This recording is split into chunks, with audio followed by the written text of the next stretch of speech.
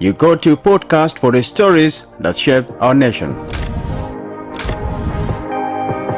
Each week we explore the most impactful headlines that are shaping the narrative in South Sudan. We delve into issues related to national development, peace building, politics, culture and economics. To stay informed and engaged, tune into Around South Sudan and be part of the conversation that matters. Subscribe now and join us for the stories that connect us all. Together, let's explore the heart of South Sudan. Welcome to Around South Sudan. You go to podcast for the stories that shape our nation. Each week we explore the most impactful headlines that are shaping the narrative in South Sudan. We delve into issues related to national development, peace building, politics, culture and economics. To stay informed and engaged, tune into Around South Sudan and be part of the conversation that matters. Subscribe now and join us for the stories that connect us all. Together, let's explore the heart of South Sudan. Welcome to Around South Sudan.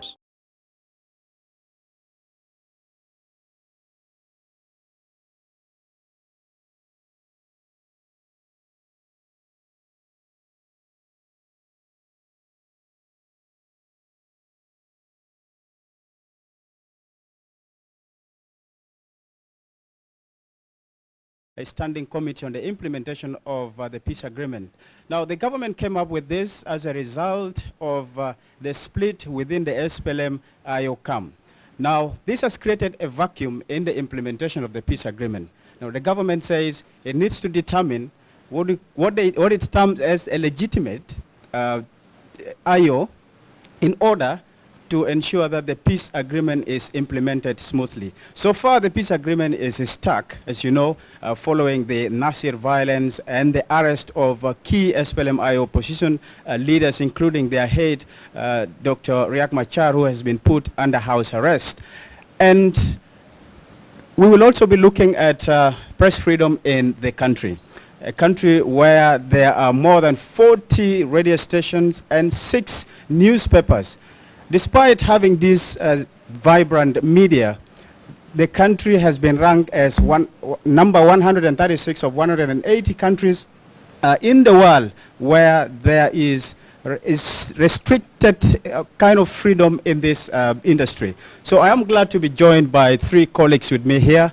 Al-Hadi Awari, a senior broadcast journalist and also seasoned analyst, station manager of iRadio, Kongpal Chang, and right to my next is Emmanuel Joseph Akile, who has a lot of insight into the peace agreement. So, guys, you're welcome aboard. And first of all, we never sat together like this, as was yesterday was a public holiday, it was a Labor Day, and yes, yeah, let's look at these emerging issues related to the implementation of the peace agreement, and just talking about the 6 points, strategic plan of the government, especially by the high-level standing committee on the implementation of the peace agreement.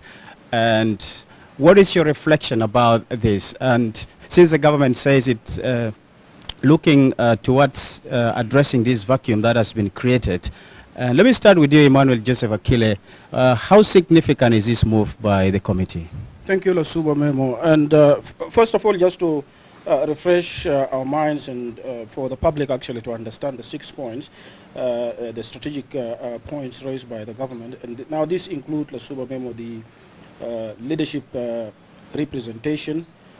We have reconstitution of the agreement structure, meaning looking at the mechanisms of the agreement, and this will include probably all the mechanisms that the peace agreement gave birth to. And you know, we are talking about DDR, we're talking about JTSC, we're talking about RJMA, we're talking about CTSAM, VM, JDB, among many others. So this is the meaning of restructuring this point.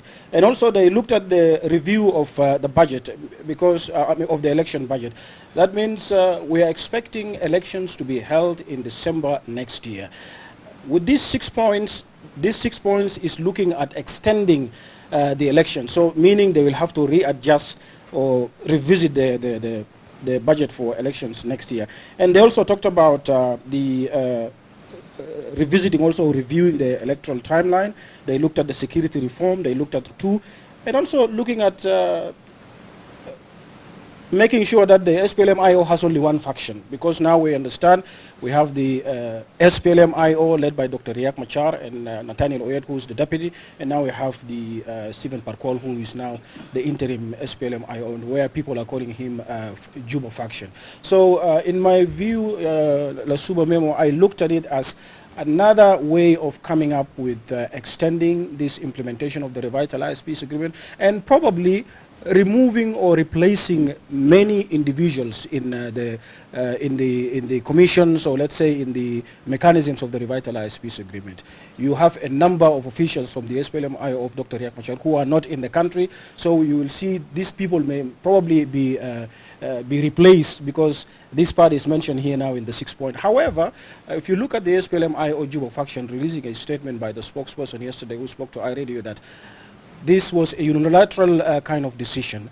It should be all-party kind of meeting to come up with this idea. So that means the Juba faction is not in agreement with these 6 strategic points.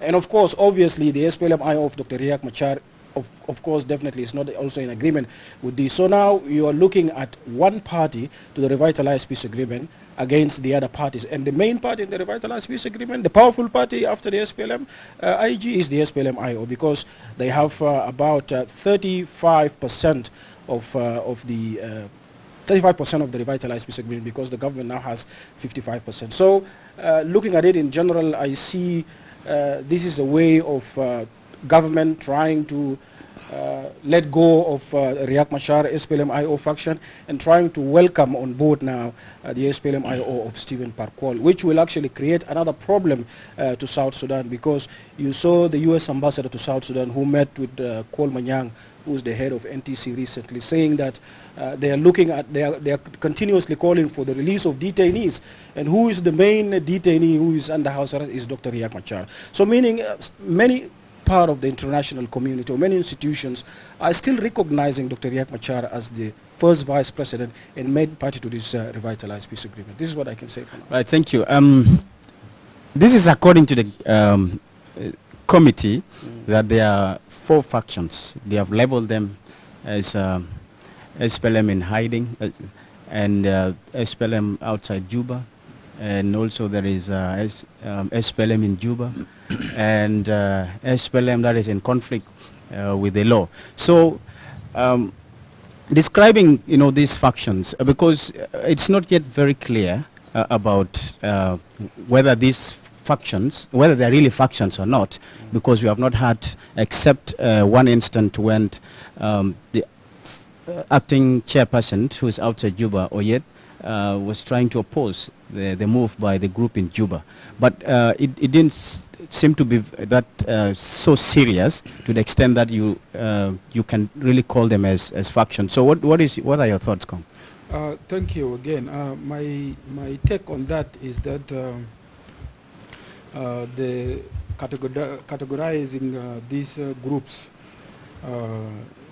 it may suit the interests of either the government to show that the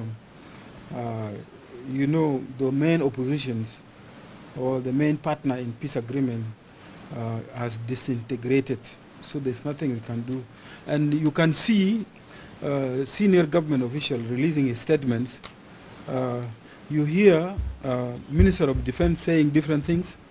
You hear CDF saying different things, especially on secure arrangement.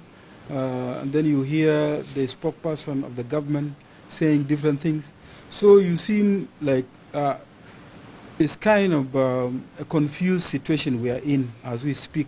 Because when you talk about those in the hiding, who is hiding? Who is hiding? We don't know who is hiding. And we have seen many of the MPs, most of the MPs are in parliament. I mean, they are around in Juba here. There are few who went, some of them claim for maybe medical leave, and some went to see their family. These are the group now you can hear, like those of Oyed. claiming they are still, the IO is still intact and the leadership is still in place under Dr. Riek Machar. And then you see now, this is the group now that is seemed to be divided into two. That is the one under detentions or under house arrest and in exile, or they call it self-imposed exile. So I think I look at that as a one group, because that group is still calling, recognizing Dr. Riek Machar, and also are calling for him to be, the house arrest to be revoked or released from that confinement. And then the group in hiding, nobody knows who are they. And then there are now the group who are now outside, whether they are part of Dr. Riek Machar. We can see from the statement released by Colonel Lam Paul Gabriel seem to be, and those of spokesperson of SPLM-IO, the former minister or the minister of water, seem to be also in the same group with those of Oyet. So when I say a confused situation, it's because you don't know why the government is not, like, it has been a week now since they announced this plan, but nothing's happened. And funny enough, what surprised me is that the first two strategic points, one is about the call for convening immediate meeting, emergency meeting, to recognize the legitimate SPLM-IO. Second, again about SPLM-IO, okay, to restructure or be recognized and then also appoints leadership, means being the legitimate, that now they restructure all the institution in the peace agreement based on the power group and the government. And then you come to the third point is sitting with meet with the Minister of Finance to see whether there's money or not, you see. And then the other point is talking about elections. And the other point is talking about security arrangements. And the other point is talking about roadmap 2, something like that. We have not seen anything happening. The government guys sat together without any opposition, even the unarmed opposition, that the opposition that has no army, or the opposition that does not have any problem to me with the government, like OPP, SWA, and here is what we are seeing on the other, what the government is doing at the same time, dismantling the agreement, because you keep dismissing the opposition, taking their positions. What is that? Why is this happening? This is also confusing people. Are you ready? Did you destroy? You hear the CDF saying there is no IO. Any IO who want to come, just surrender yourself. We put you on the training and you become that one as a PDF, okay? But here, those of Elia Lomoro and Makwe are saying security arrangement. So which is which now? Which is which? And you hear him also, there will be no more. We don't need to have two commander-in-chief, and actually this is what actually they are dismantling. Which if it worked for them. Were there members from the other political parties during the announcement of the 6-point strategic plans? No, I did there not was see. only Minister of Sport, but it's part of the government. It's SPLM. Yeah. That ticket is for SPLM, the Yeah. Minister of Youth and Sport. Yeah. You saw Cabinet Affairs Minister, who is during the agreement was like part of the government, what people are perceiving. But of course, he is not an SPLM, Dr. Martin. You saw Deputy Minister of Foreign Affairs, that is an SPLM. So I personally, I did not see anyone from any other party. And I think that is the reason, so that you come, that is the reason why the SPLM-IO, whom we call now in Juba, or the one headed by Stephen Farr, the other day or yesterday, they said they are not happy with this strategic plan. Maybe it is good, but it can be good if other political parties were involved in designing that. It's only the government that designed that and came and announcing this is the plan. How do you go ahead with the plan that is not endorsed with the others? And also, the SPLM-IO and the PAR also are concerned about ongoing military operation. They are saying, you cannot talk peace agreement when you are attacking our areas. Actually, they are dismantling the areas that are being attacked are our IO area. And here, they are here in Juba saying we are making peace. This is a complaint. This is a concern they raise. You say we are in peace and you are attacking our area. What is happening? Now the SPLM groups are in unison. You know, they speak in one voice, reacting to the strategic plans. And why can they put their house in order, whether inside or outside, and make one statement that this is what we want or we expect? Don't you see that really would be a good move for them to just recollect themselves and come up with a strategy on how they want the peace agreement to be revived? So what is your take, Alhadi Aware? Don't you think the government has good intention to intervene and ensure that the peace agreement is... Thank you, Lasuba.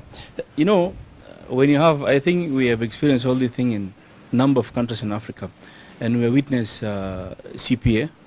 Although CPA was different completely from what is happening now in South Sudan, that was between the region and then the main country, which is Sudan. By then was Southern Sudan. So if you look at what is happening now in South Sudan, is, you know, for the interest of, you know, just minority politicians. And some of them are SPLM and some of them are not SPLM, but they have their interests. They want to play a deity politic that, you know, can benefit them and then just push. Because you ask, is it what? Transitional after transitional? How are you going to call the next one now? Is it a revitalized peace agreement, and again, you're going to revitalize the revitalized peace agreement, or are you going to do what? This is the question here.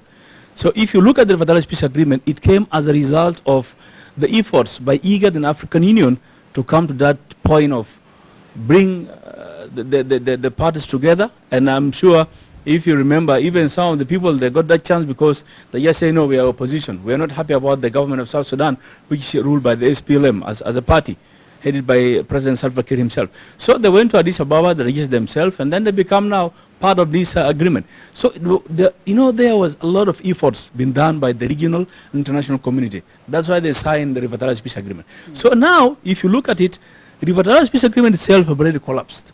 There is no revitalized peace agreement there. What is happening now, if you look at the last press conference of Martin Elomoro jointly with Michael Mokwei, the points that they put there is the previous one. But they just want to beautifying it in terms of language in different ways. That they will tell the people we are the one controlling, but we will bring who, you know, we need to come and join us. In terms of this one of Parkwal, I have seen those of Parkwal and those of Magog Makur. It seems like the calculation is not the one of 2017, the one of Taban Dengai. The one of Taban Dengai was well organized. But this one now is different. Why I'm saying this? Because now I've been seeing like 3 or 4 statements against the government itself from those of Stephen Parkwal. So that means they're still between in and out. They're not with the government. They're doing their own things, and still they didn't agree about it because the government is very clear. We need to look at who is going to replace Riek Machar. So Stephen, he was talking in one of the funerals over the last weekend. He say, yeah, for those who don't like him or those who like the idea, they're supposed to look at what is going to happen. I think he tried to call himself like one of the guys of South Africa who replaced Nelson Mandela. Nelson Mandela was in the prison. So that one is a very different one. But now you ask yourself, what next? What next? There is nothing that next. So because, like Kong mentioned, the army will say, okay, if you are IO, you come and join us. This is not the word in the book. And the book is talking about the process. You have 53 soldiers. You have already did the integration. You're supposed to do what? Deployment. You remain with 20-something, I think, from the 80-something, or 30,000. So it remained, you're supposed to consider that one to proceed with it. But now, you took the issue of Nasser as a priority. You say, no, if you like it or do not like it, khalas. That is it, we are in here. So if you look at the current momentum of the political situation in South Sudan, there is a lot of confusion. But what I want to say is, As you know, Salva Kiir mentioned some months back during the appointment of Bolmel as the vice president for economic cluster, it seems like Bolmel is well-versed and he knows what is happening in the country, and he did some of the achievement, if you can see, the issue of the salary, and then he tried to meet with some diplomats. They're supposed to intervene, and they're supposed to call those ministers, tell them, they're supposed to unify the messages or any press conference that coming out from the government side, to tell the people what we're doing is 1, 2, 3, 4. The process is supposed to be clear to all the people. Because now, with social media, you cannot deceive anybody, let me tell you. People knows their rights. We have seen what is happening in West Africa. This young president, okay? Now all over the world, even you go to South America, to go to Cuba, to Latin, people are supporting him. Ibrahim Traore. Ibrahim Traore. No, they don't know him. But because of the leadership that, he has. And in South Sudan, we have some people who can do that. And I have seen there is a lot of movement from Bolmel, which is positive. People appreciate that. So why don't we just jump in and say, guys, we need to do 1, 2, 3, 4. As politicians, as the leadership of this country, we need to try to focus. Okay, now, first Vice President, Dr. Riek Machar, is in the house arrest. According to the government, there is a lot of evidence there. They've been involved in what is happening in Nasser. What next? Okay, I want to take him to the court. Tell the IO guys, put your house in order and let us come and talk. I think Oyet Natel, he has one of the union points last, it was 2 days ago. We say we're ready for dialogue. What kind of dialogue? The side of the IO, all the time they're asking for only one thing. We need the revitalized peace agreement to be implemented and let in the spirit. This is what they're asking for. Again, when you come to the side of government, they'll try to blame IO for doing this and this. Again, IO, they have their own grievances that they're talking about. Is the issue of the Minister of Defense, the issue of the Minister of Housing, the removal of the Governor of Western Equatoria, also the Governor of Upper Nile, a lot of things there. So if you look at it, at the end, we're talking about the future of the people of South Sudan. We're not talking about the politicians. Politicians will come and go. But what about the future of this country, as South Sudan? If we think about it as a politicians, those who are always holding different press conferences and talking about we are doing this, and it's for their interests. It's not for the interest of the people of South Sudan. So if you compare now situation with the other countries, some people they overcome the situation through the internal dialogues. We're supposed to have it in South Sudan here. Why not? If you look at the historical background of the country since 1955, so yes, we delay in terms of getting our independence, but we have that spirit. We still I can say we still have that hope of one people and one nation. We can do it, but it still depends on the politicians. Now, just to add something brief, I would like to make a brief correction. I earlier said during the announcement, it was the Deputy Minister of Foreign Affairs. It was actually the Undersecretary of the Minister of Foreign Affairs who was representing the minister at the time. But also, if you analyze the reaction of SPLM-IO Juba faction of Stephen Parkour to this rejecting or saying this strategic plan is unilateral, they were not involved, and they talked about the military operation. I remember recently Stephen Parkour was booed in one of the churches, I think, in Juba here. He went to the church, he wanted to, I think, deliver a speech or something like that, and people were not they just went out. People were not in good terms with it. People were not happy, actually. Were not ready to listen to him at the time. So this could be also another strategy, coming up with this strong position of the SPLM-IO to try to challenge this decision of the government. Will also, in a one way or another, trying to win the hearts of Junubin or the people.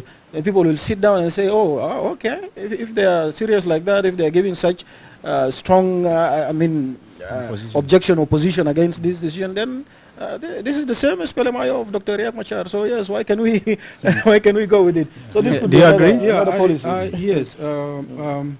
You know that there are two things that I looked into this peace agreement, and the message, maybe I'm not alone, but the message we are seeing from the government is we are tired of this agreement.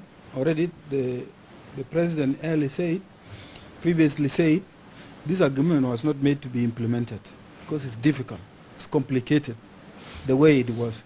So the message here is UIO, if you are for peace, we are for peace, we can work together.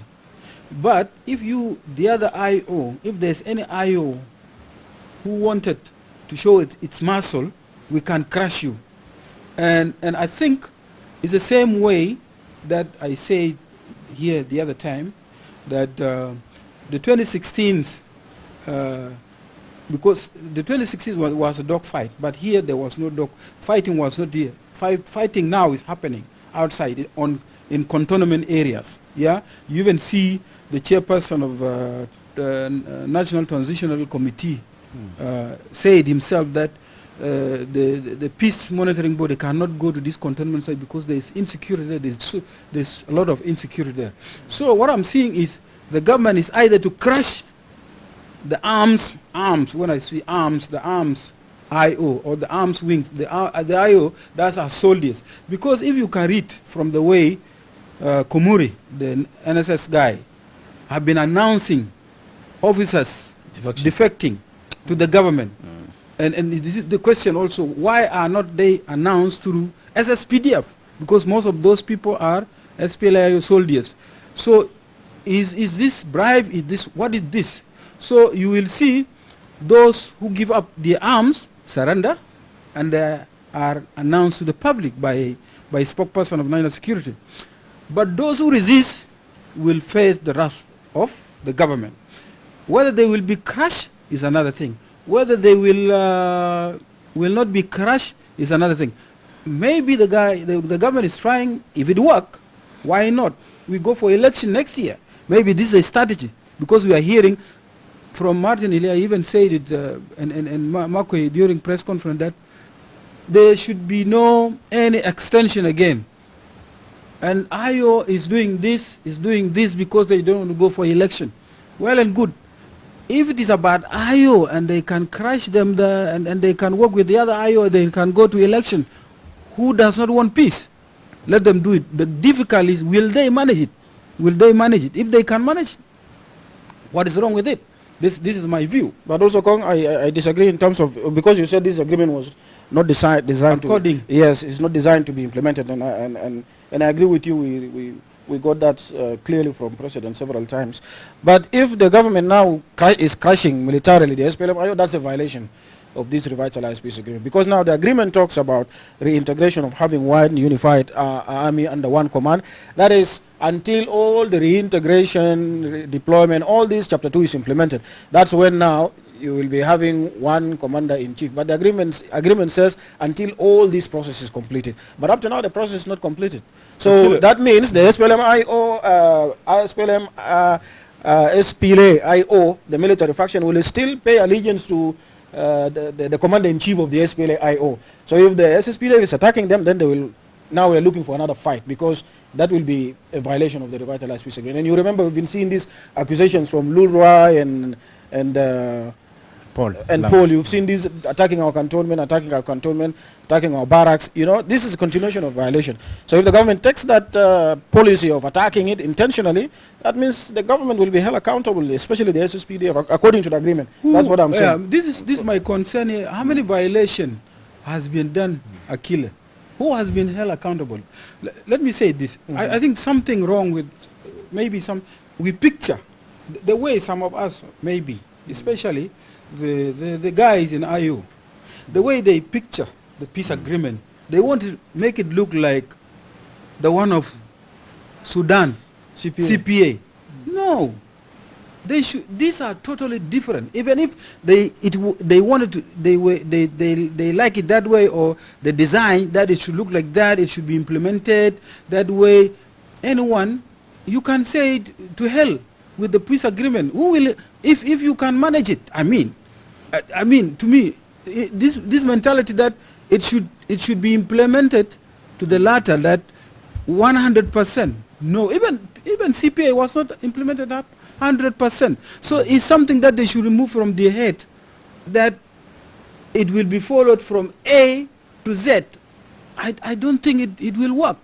They need to just get it away from their mind.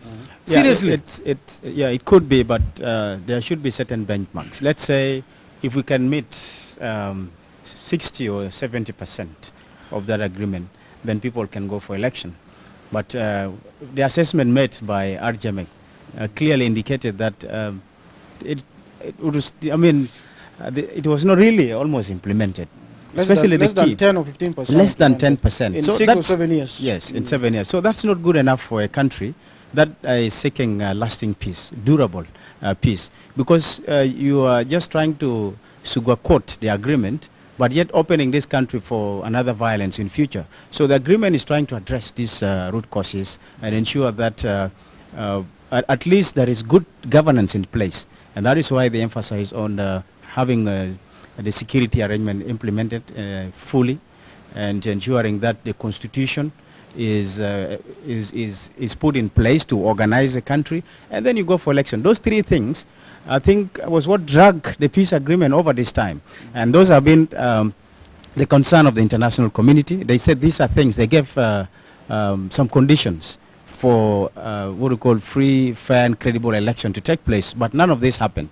Now, what happened? I mean, the violence in Nasir was a trigger for these impending issues, or outstanding issues. So I'm thinking this way.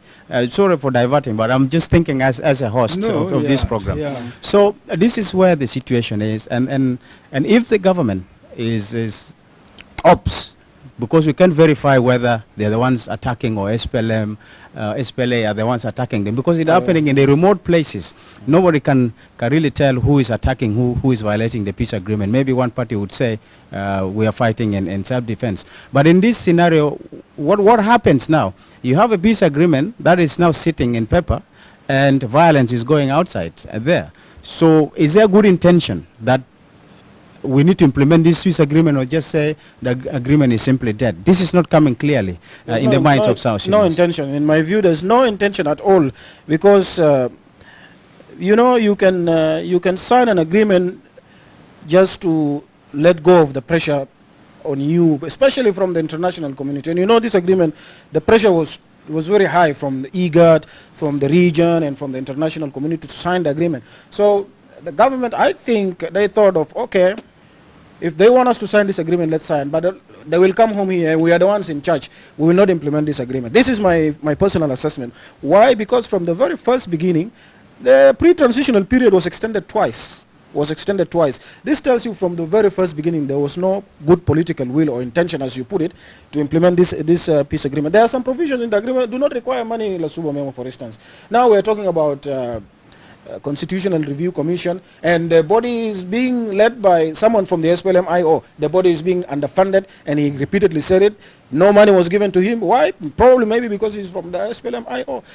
Election Political Parties Council was announcing how much millions of money they have received, led by the government, and Elections Commission led by the government. Now, if you were serious from the very first beginning, all these commissions would have been reconstituted, do not even require money. Census would have been conducted long time ago.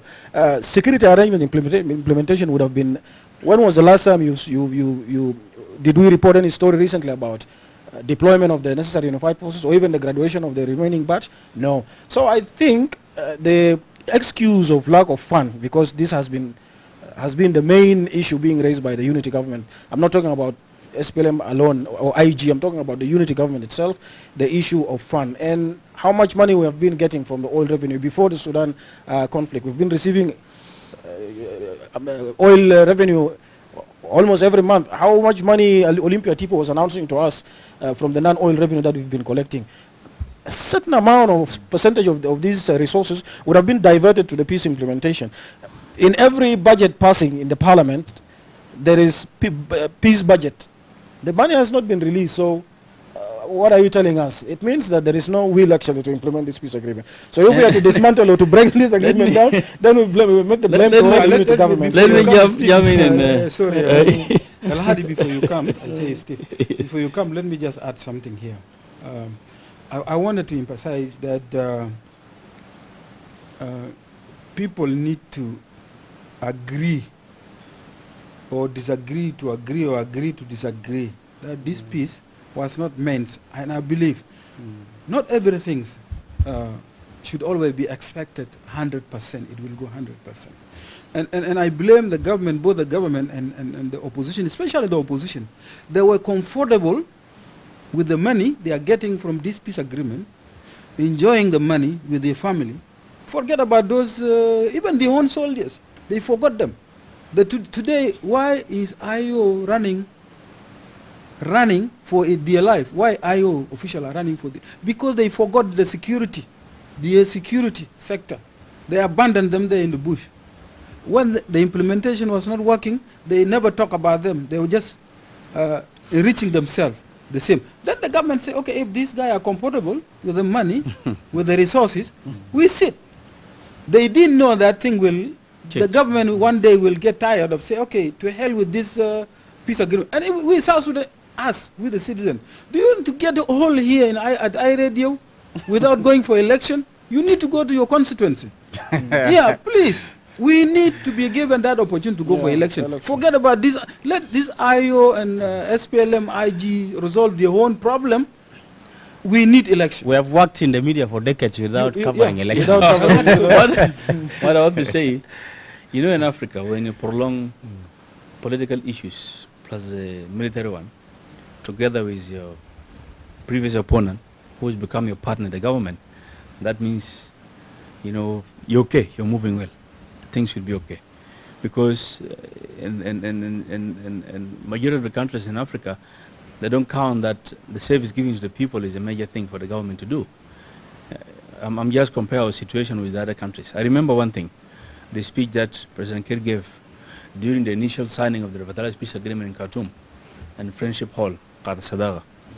So he said, I'm signing this peace agreement. I remember that time we were waiting for, I was there waiting for Museveni to come, because President Museveni refused to come, but the former president of Sudan, Bashir, called and said, please, you have to come. When they have, you know, they become good friends. So when I arrived there, we were waiting from 8 to 11. President Kiir said, I'm signing this initial agreement, although I'm facing a lot of difficulties in terms of how to have this polluted government, because the issue of mobility, the issue of a lot of things, you know, to provide for my ministers. When al-Bashir jumped in to speak, he said, President Kiir, the issue now is not mobility for those ministers. The issue is how we can agree to provide services to our people, roads, health, telecommunication networks, a lot of things. So now I just remember one thing.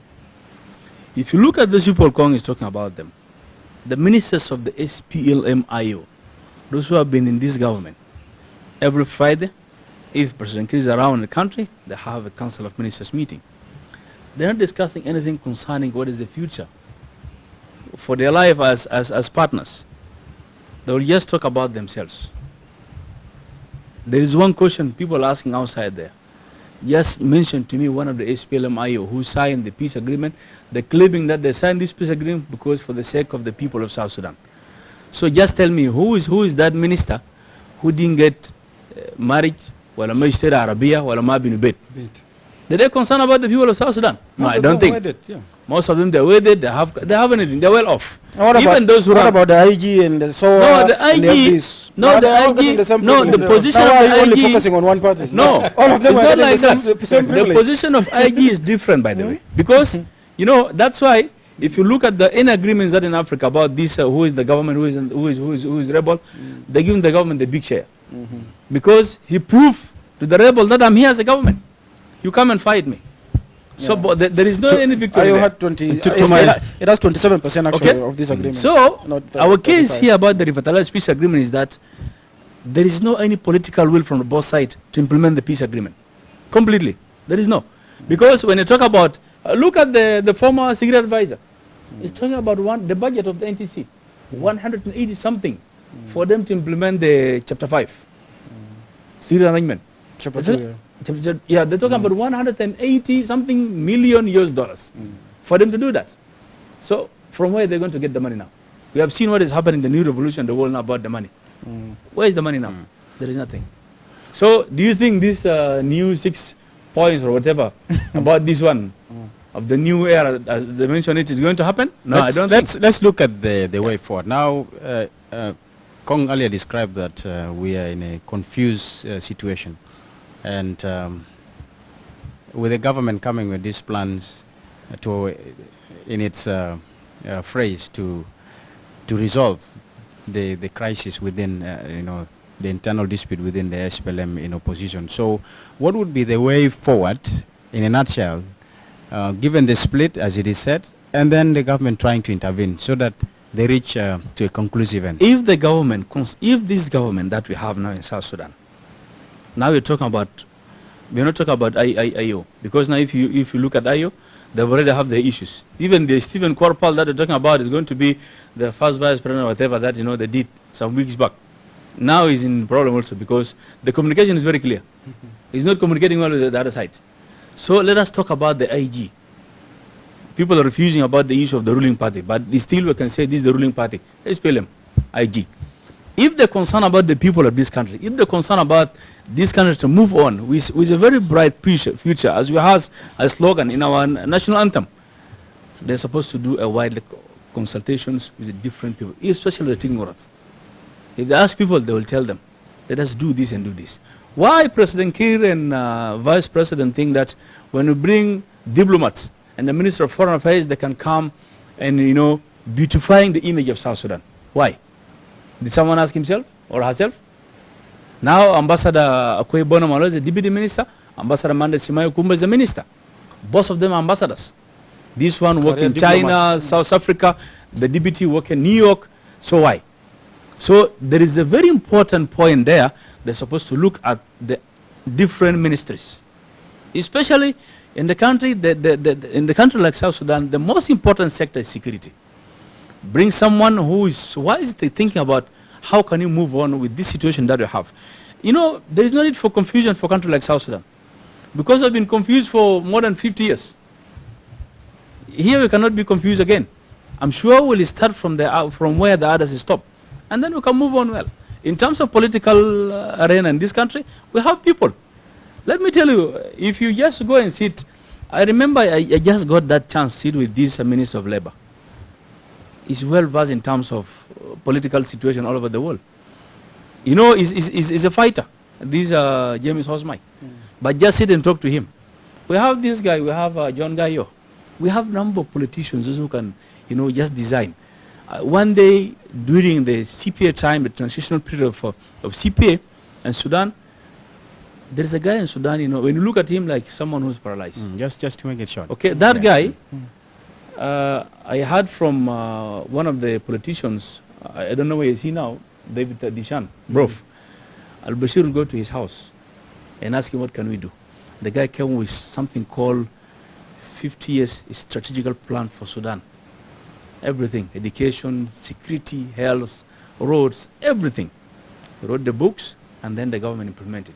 How can we come out of this crisis? It's up to the government, because opposition, first, during all this time they were implementing peace. That's why we are blaming them. They were compromised. They are supposed to fight for what they went to Bush for, like fighting. What was the reason they were fighting? Change, reform. When they came, they refused to object, to challenge the government. They kept quiet because they were comfortable. So now it's government alone, as he put it, because the IO already who are with the government, they will be part of the government, and they will not say anything. The IO in the bush will struggle, will fight with the government there for some years, will go for election, and if they may sign another peace, the group that are not with the government. So what is happening is for the government to come up with a good program for the next 1 year, so that we go for election. Sudan went to election when South Sudan, there was war all over South Sudan. South Sudanese want to go for election. We want to elect our leader. Just chat that way forward, forget about, let's forget about, yes, somebody may say we should not forget about what is happening, but for now, let's focus on creating environment for election, whether here in Juba, the main city, we need to go for that election. How they will design it is all over. They are, like Al Hadi put it, there's a talk now in East Africa that opposition has been under siege. It's a title, because in Tanzania the opposition has been locked up, in Uganda the opposition has been locked up, The opposition in South Sudan has been locked up. Let me say it, opposition. That's but not they are part of the government. That's not good enough for a democratic country. So you know, democracy. Where will be where you go? It's a progress. You cannot No, overnight be a Democrat. not even progress. Democracy It's not easy. need You a healthy environment. Yeah. When you have a healthy environment, you can use that democracy. is government, is a first vice president. but you need an environment of checks and balances. Yes. But if it is But not they were in the government. They could not check and balance. It's only one time about the the budget or whatever, national security bill.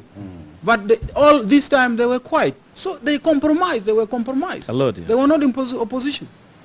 We need another opposition if there is. If I can add something, Memo, before I understand you want to move to the next topic. I think for us to conduct elections, I agree with Kong, but then I would repeat the call we several times made it here that the investigation of the first vice president and the other political detainees should actually be expedited, and then if they are found in conflict with the law, because the government says that, they should be presented to the court, and then if they are charged or if they are guilty, and then the peace agreement will definitely be amended. First vice president will be, the commander-in-chief of the SPLM-IO will be elected or selected by the party, and then of course the president will appoint the first vice president replacing Dr. Riek Machar. And the most important thing that timeline for elections is December 2026 should really take place. It should happen, should not be repeated, should not be delayed again, or should not be extended again, because Junubin have lost, many of them have lost trust in their politicians, because they keep on extending their stay in power at the interest, for their own interest, but then also the burden goes back to the ordinary citizens. If Dr. Riek Machar is not found guilty, or the other opposition groups, they should be released, and they continue with the implementation of the peace agreement, but then elections should still be conducted next year. The same thing applies with these 6 strategic points, because here they're talking about reviewing the restructuring the agreement, reviewing the roadmap, and looking at the timeline of the elections. Whatever they are doing in these 6 strategic points should not affect the December 2026 elections, because that will be against the speech of President Salva Kiir himself. That's what I can say for now, as a way forward. Thank you, guys. Now let's take a look at the state of press freedom in South Sudan. I know we have very little time now. Now, South Sudan is a country where there are more than 40 radio stations operating, and 6 newspapers are in circulation. Now, despite these positive numbers, journalists in South Sudan continue to work in an environment that faces some challenges, including some forms of censorship, harassment, intimidation, if you will. And in the World Press Freedom Index 2024, that was in August, ranked South Sudan at 136 of 180 countries, which is a stark reminder of ongoing struggles in this country. But what does the South Sudan Constitution say about the press freedom? It definitely says, it definitely guarantees freedom of expressions and the media. So we don't have much time, but let's look at this context in terms of the status of press freedom in this country and freedom of expression. And since it's actually guaranteed by the Constitution under the Bill of Rights, so what would you want to see in the coming year? And your judgment, apparently, whether you think there is improvement with regard to press freedom.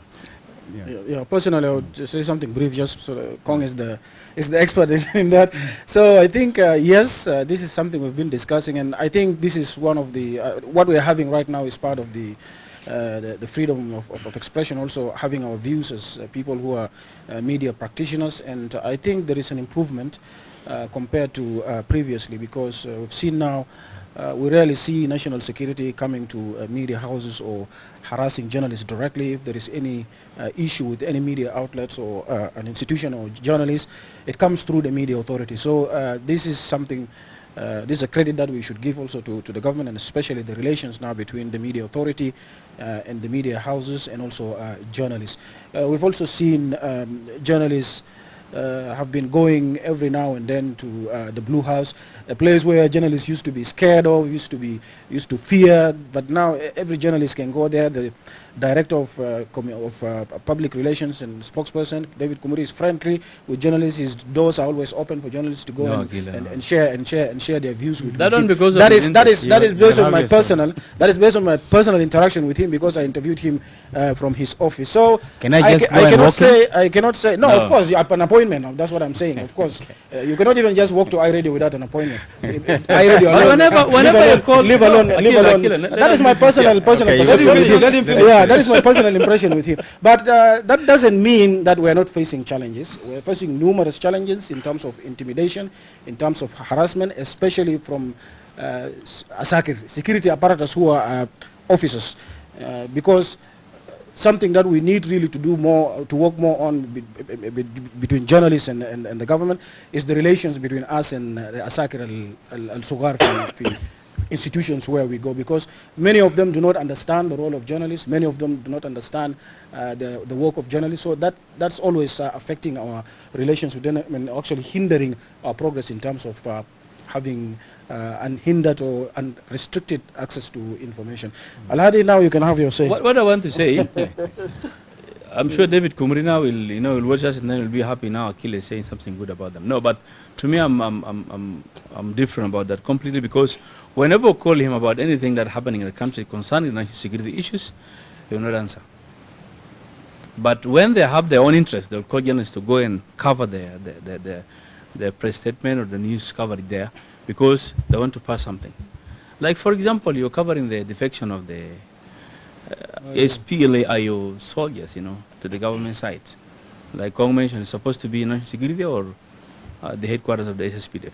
So if you look at the relation between the press or the journalists and the different institutions of the security apparatus in the country, there is a lot of issues there, by the way. But the only thing that as journalists we always look at, no, if you do this, something will happen to you. Me, myself, it happened to me a number of times. Did David Kumri help me on that? No. Is there for who?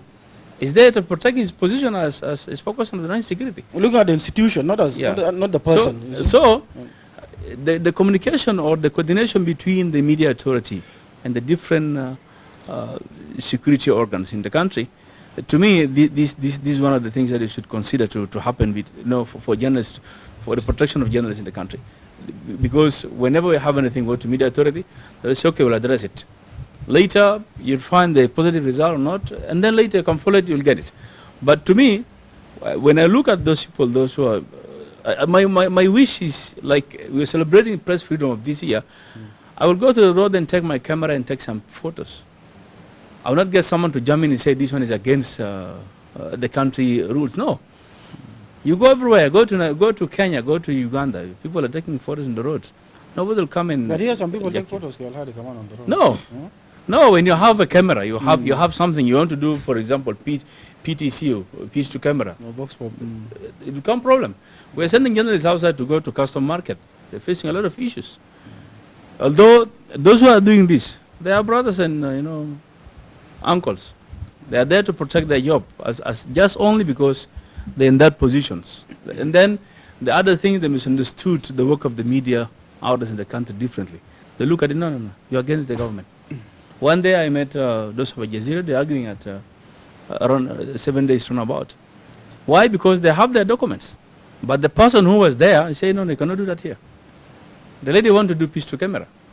Just to, Juba and blah, blah, blah, security issues. I say, no, you cannot do that. So there is a lot of things, we still need to talk about it and negotiate about it with the different stakeholders from the government side. And then we can do our work freely. Me, myself, like what happened to me 2 months ago about the issue of the calls. Someone can just jump in and call you because you want to do something. Why? You're doing your job, I'm doing my job. So what is the difference? I think Kong work with Amdis and a lot of things, cases that they always facing. Yeah, just make sure that we are on time. I think I agree with two of you the way you see how media environment is in South Sudan. A lot of challenge, and also there's a positive thing that happened. And if you compare us with Ethiopia, Eritrea, Sudan, Rwanda, and Burundi, we are better off. We are better than these countries. The journalists are free to do their work, but they are challenged there, especially when it comes to the work or how we interact with the security. But let me just take the angle of misinformation, hate speech, and all those things. Currently, I can say the media is under attack, if I can put it that way.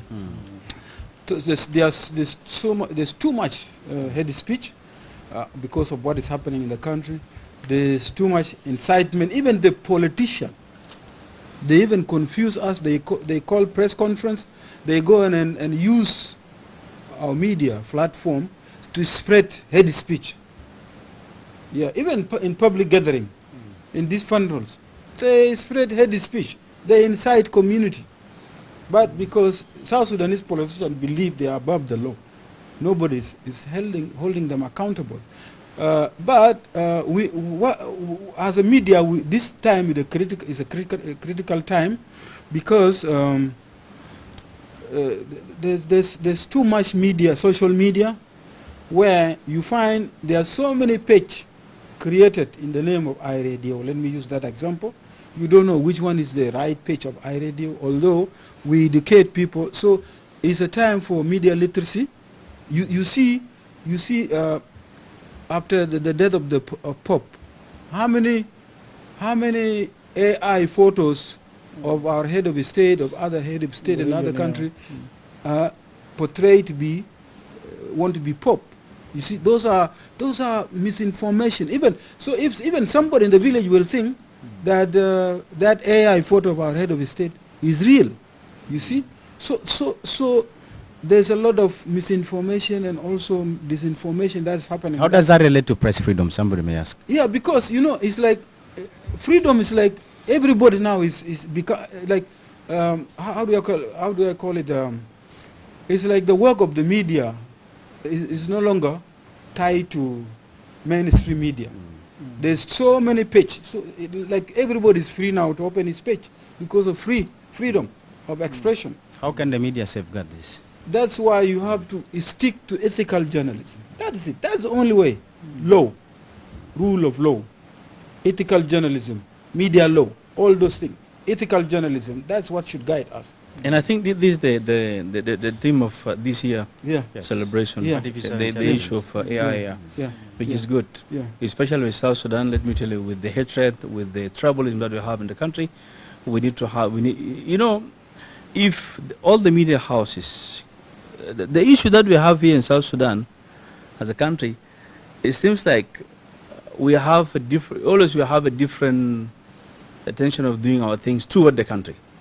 So if you have a national education like the other countries, let me tell you, all the media houses plus the media authority plus the different stakeholders and partners will come together and then we'll fight this one.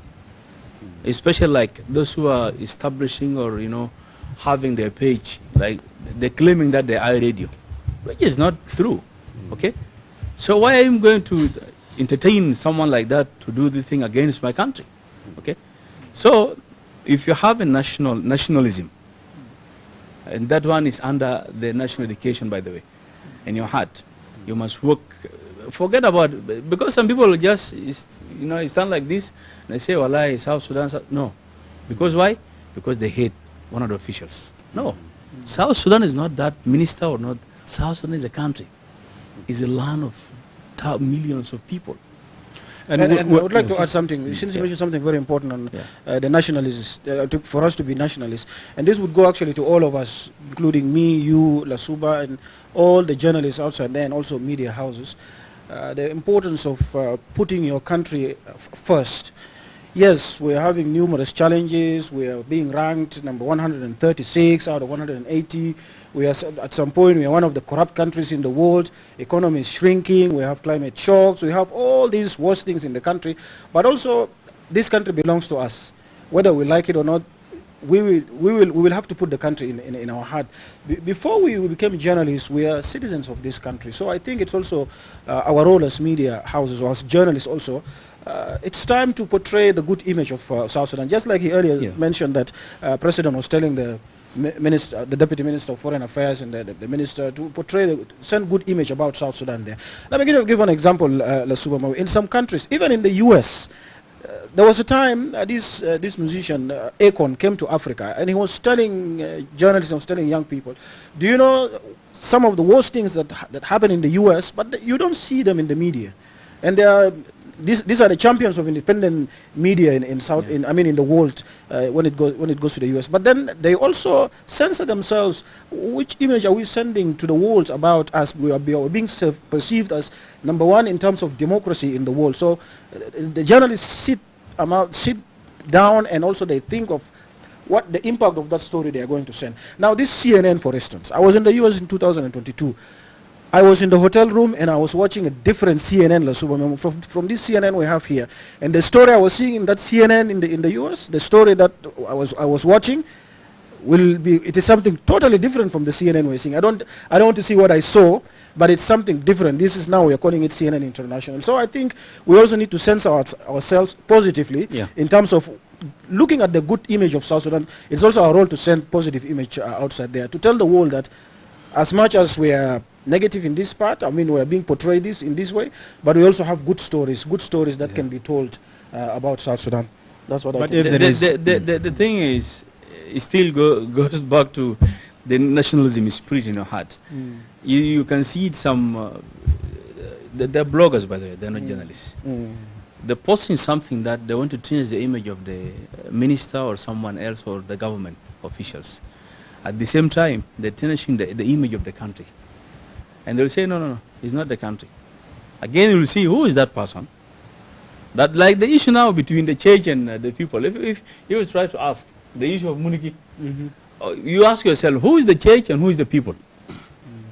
Who is the church? The church is the people. Yeah. So you'll see that now, media created that issue now, between the church and the people. People will say now, we are here before. And then there is another very controversial Moses say, I'm the one who built that church. So who are you and who is the church? By the way, there is a lot of controversial thing and questions, you know. Sometimes when you put yourself and you just have that small wisdom, you think about it, you say, no, as a journalist, you cannot do that. Nationalism sometimes is also inspired by good governance. If there is good governance in the country and there is not too much suffering than we are seeing today, I think when you talk about that... Also, good governance sometimes come out from the nation of the people. If you country. If you love your country, yes, there's good governance. Yes. Good leadership. But who doesn't love this South Sudan? We all love this country. No, those people who are corrupt, they don't love this country. They are destroying it. They don't love. They have no. They love this country for money. Yeah, they don't love this country for everybody. The way it is. Yes. Yeah. I think you so, can... yeah, so maybe we just beg to end here. Otherwise, I do appreciate this conversation. Al-Hadi Hawari, Kwang Pal Chang, Emmanuel Joseph Akile. This is a broader topic we could speak over and over, but time has never been our best ally. But thank you for the insights. And I would love to also give my due respect to Moses, who has streamed this broadcast live. And thank you, viewer, for having glued to us and always keeping abreast with the program every Friday. And let's look forward for another edition next week. Otherwise, I wish you a happy new month. Have a good time. Thank you. Welcome to Around South Sudan. You go to podcast for the stories that shape our nation. Each week, we explore the most impactful headlines that are shaping the narrative in South Sudan. We delve into issues related to national development, peace building, politics, culture and economics. To stay informed